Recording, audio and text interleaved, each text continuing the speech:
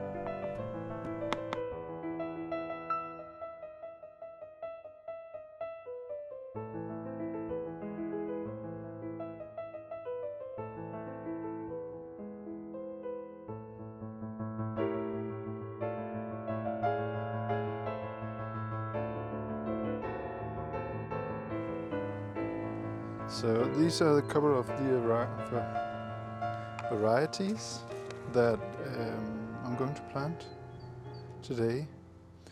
The thing is that today, or at the time of the calendar year right now, we are above 5 degrees Celsius for soil temperature, which is ideal. Above that for kales. I got a curly green kale. That's what people usually associate kale with. And then I got palm kale, palm cool, which is also a very flavor-rich type of kale. The good thing about kale is that they need 5 degrees Celsius minimum for sprouting, which we are above. So the time of year, it's ideal.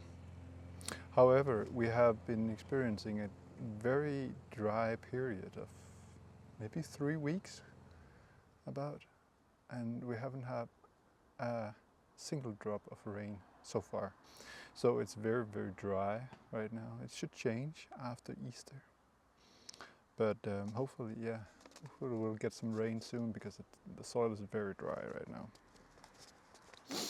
And besides that, we got parsley, which is also a very good seed, a very good variety right now. I really like using this in cooking. So it's very good. I really like to have herbs like that. And then I got thyme, Thymus vulgaris, which are also very good at spices and for different kind of conservations. Whatever we're talking about, fermentation, or we're talking about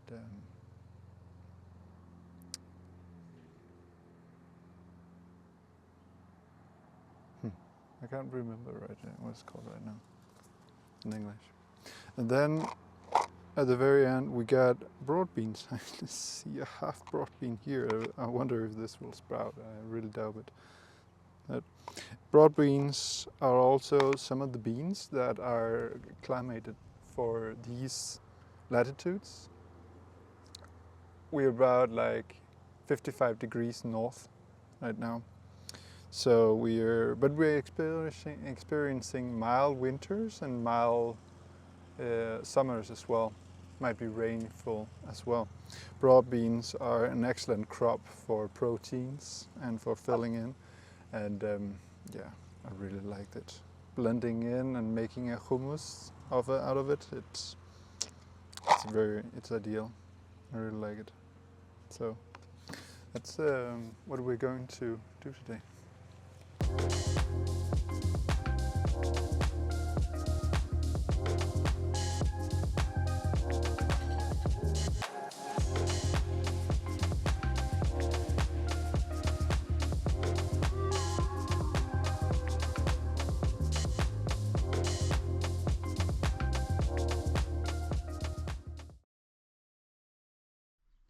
I'm having this tool, which I don't know what you would actually call it in English, but it's very useful for making holes in the ground where the soil doesn't crumble back together into it. I simply just poke it into the soil and then leave a seed afterwards. Broad beans can be sown fairly deep, about maybe down to between 5 and 10 centimeters, so they will still get up, and it also ensures that they're gaining deep down into the soil.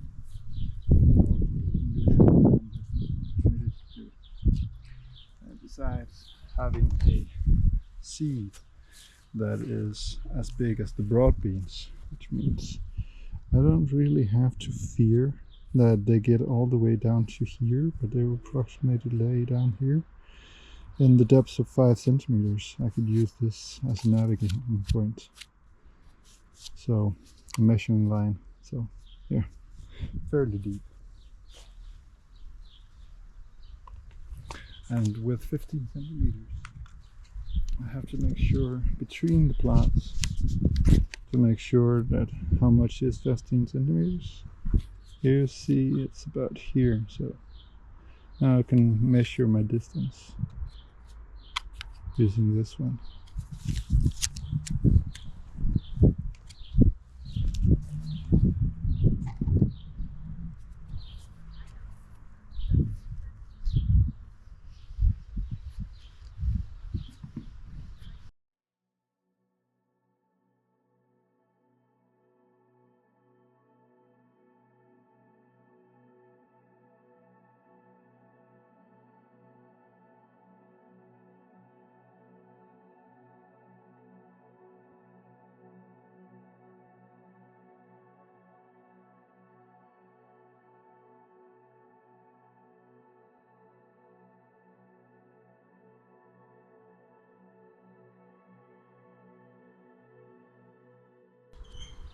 I'm gonna work my way backwards up so that I'm sure that there will always.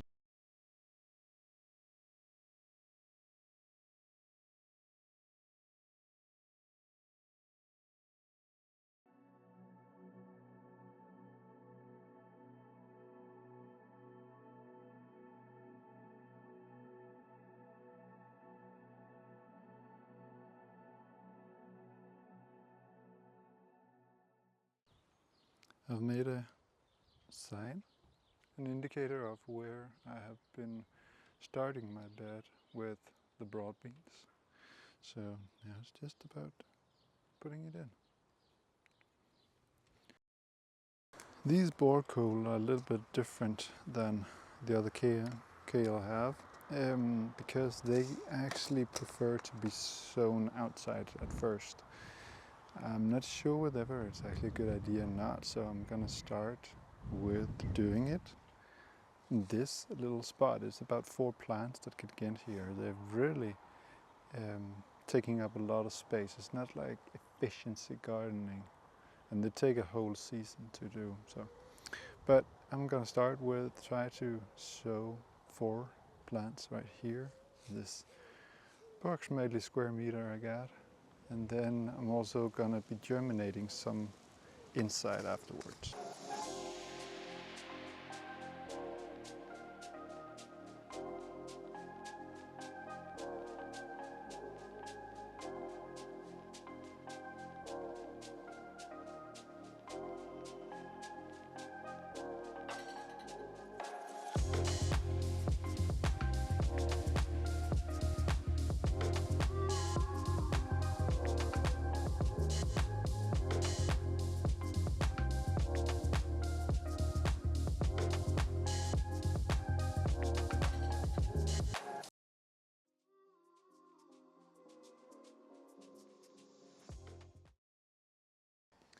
As you might have noticed, I already got parsley. This is not the same variety as the one I'm sowing now. This is a variety where the leaves are curled in, and it's actually a plant, live plant I bought in the supermarket, which I just planted out last fall, and has been thriving throughout the winter. So it's really good to have perennial herbs like that. I'm gonna sow the other parsley next to it, so I'm keeping them close together. So yeah, that's what I'm gonna do.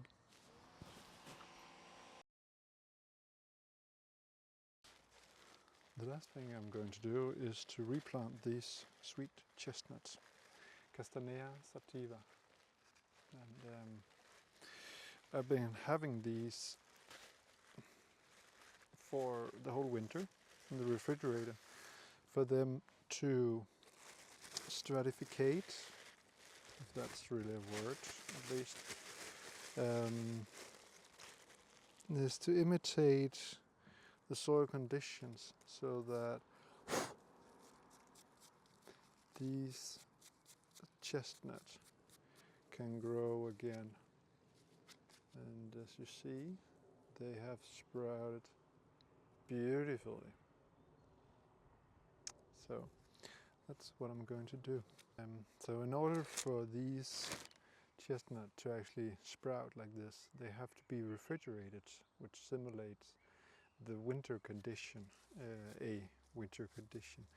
And they have to be like that for approximately 3 to 4, maybe 5 months.